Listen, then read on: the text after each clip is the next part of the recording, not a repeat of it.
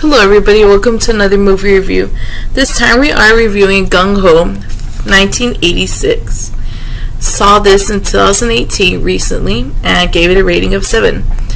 Gung Ho is a movie I remember from the 80s about business, relationship, and cultural differences between Americans and Japanese. Prior to seeing Gung Ho again, I was curious to see if it was racist or not.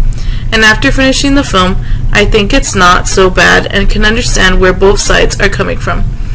If anybody saw his reputation ruined because of the character he played, it's George Winded.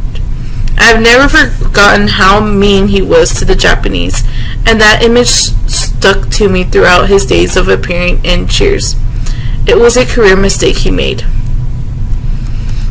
Winded's character should have been called out during the softball game because it's illegal to run through a player who has the right to field a play. The resulting runs wouldn't have counted, therefore a win for the Essen Motors X's.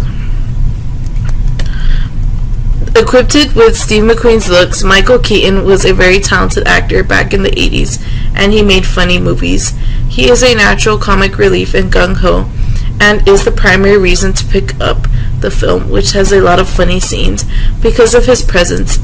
Hunt Stevenson's speeches before the workers and how he survived in Japan are great stuff.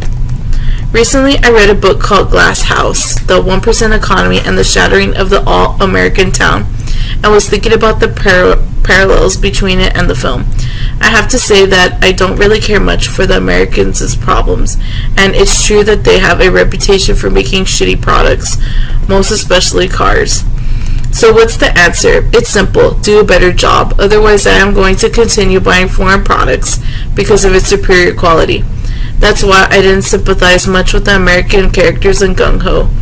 It's interesting to see how Americans and Japanese interact because of their cultural differences. The former group was too abrasive and chauvinistic that, according to Bloomberg Businessweek, Toyota used the film as an example of how not to manage Americans. All in all, Gung Ho is a funny movie that has a lot to say about cultural differences and value systems, but I honestly don't think that it's that overly racist. Thank you so much for listening to this review. We'll see y'all in a later review in another video. Please stop by and subscribe.